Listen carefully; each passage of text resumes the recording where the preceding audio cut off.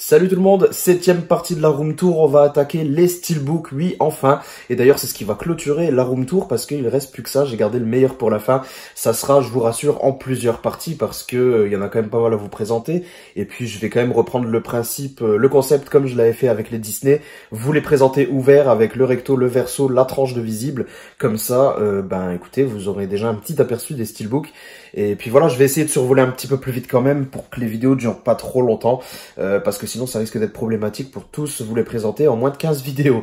Non mais je vous rassure, on va faire ça quand même assez rapidement, mais au moins vous aurez une belle vue. Et puis j'espère que ça vous plaira. On se retrouve juste après le générique pour commencer tout ça. C'est parti.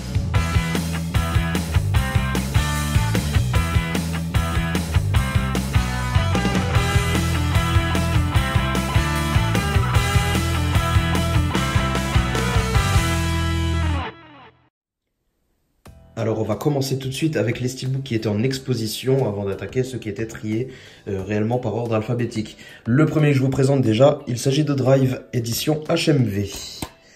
Ensuite nous avons le magnifique dernier Gladiator que je me suis pris, c'était l'édition française. Fight Club édition Mentalab, rien à redire, magnifique. Terminator, édition, c'était qui ça déjà? Film Arena? Je suis même plus sûr. HD Zeta, pardon. C'était ça? Oh, je sais même plus. Dites-le moi dans les commentaires. Je m'embrouille, je me mêle un peu les pinceaux de temps en temps, tellement j'achète d'éditions. Des fois, je ne sais plus d'où ça vient. Blade Runner, Film Arena cette fois. Donc c'est le Blade Runner 2049, magnifique également. Et La Planète des Singes, il s'agit de l'édition Film Arena. Voilà, donc ça c'était ceux qui étaient exposés. On passe maintenant à tous ceux qui étaient triés par ordre alphabétique. Il est possible qu'il y ait des erreurs, parce que de temps en temps quand j'en prends et que je les remets, je le décale de 1 ou 2 sans faire exprès. Enfin bref, on s'en fiche, on attaque tout de suite. Et on enchaîne donc avec les steelbooks qui étaient triés par ordre alphabétique. 10 Cloverfield Lane, super film. 300, édition italienne il me semble, le steelbook n'est pas foufou mais j'aime bien les visuels en tout cas. AI, intelligence artificielle, chopé assez récemment, quand j'ai redécouvert ce film en le regardant assez récemment également, édition Zavi. Alabama Monroe, édition italienne si je me souviens bien, c'était grâce à Chris que je l'avais acheté. Parce que en fait, je savais même pas qu'il existait. J'avais déjà vu ce visuel, mais je croyais que le format était un format DVD. Non, finalement. Donc, merci Chris. Je suis une légende. Le steelbook anglais, il me semble. Très joli ce steelbook. American History X, édition française. Joli glossy, même si les visuels auraient pu être nettement mieux choisis. American Beauty, film excellent, édition allemande, dommage pour le texte en allemand d'ailleurs. American Sniper, steelbook plutôt correct, très simple mais plutôt correct, édition française. Apollo 13, un film que j'ai mis beaucoup de temps à trouver en steelbook, pour cause il est assez coté, alors qu'il est assez basique, mais je l'aime beaucoup.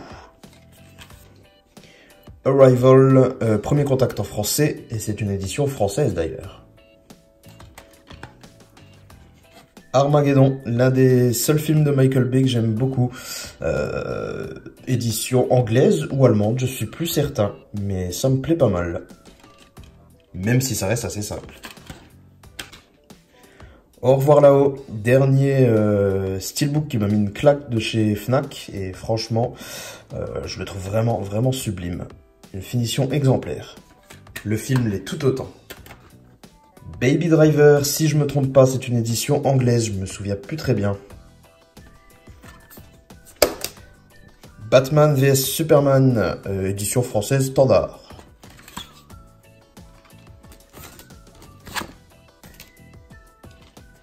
A Beautiful Day, chopé assez récemment. Film qui m'avait déplu au départ et qui m'a beaucoup plus plu au second visionnage. Big Fish, on ne le présente plus, c'est un film génial et le steelbook l'est tout autant. Black Hawk Down, je trouve ce steelbook super soigné, super beau, avec ses petites teintes de spot gloss un peu partout, ça rend super bien. La chute du Faucon Noir, édition Zavi. Bloodfather, édition française. Magnifique steelbook, je trouve, pour un film qui est plutôt pas mal. Avec le retour de Mel Gibson. Braveheart, dernière édition en date. Non, je me trompe, ils ont ressorti encore une édition 4K. Brimstone, ce film est extraordinaire. Autant malsain qu'extraordinaire. L'effet papillon, édition Zavi. C'est plein de couleurs. Ça, édition Fnac. Captain Phillips, acheté tout récemment.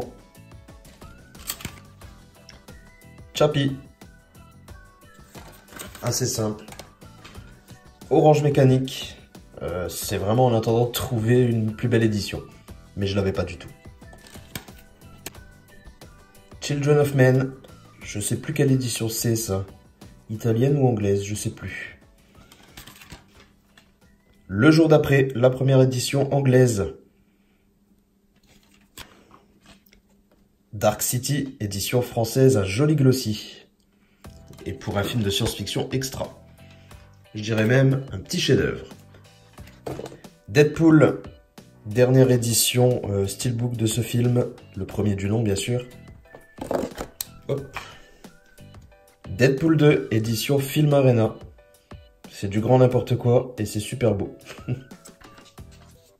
Deepwater, celui-ci est l'un des rares steelbooks que j'ai dans ma collection et que je me demande s'il fait bien partie de ma collection et s'il a bien sa place. Parce que le film en lui-même, je l'ai bien aimé, mais c'est pas ouf non plus. Donc je me demande si je dois le conserver ou pas en fait. Dernier train pour Busan. Très belle édition française, plutôt rare maintenant. District 9, l'édition française, bandeau bleu dégueu, mais pour moi c'est le meilleur visuel. Et enfin, Django Unchained, édition anglaise pour un film génialissime de Tarantino. De toute façon, quasiment tous les Tarantino, je les surkiffe. Mais voilà, c'est l'un de mes préférés quand même, Django, et j'aime beaucoup cette édition.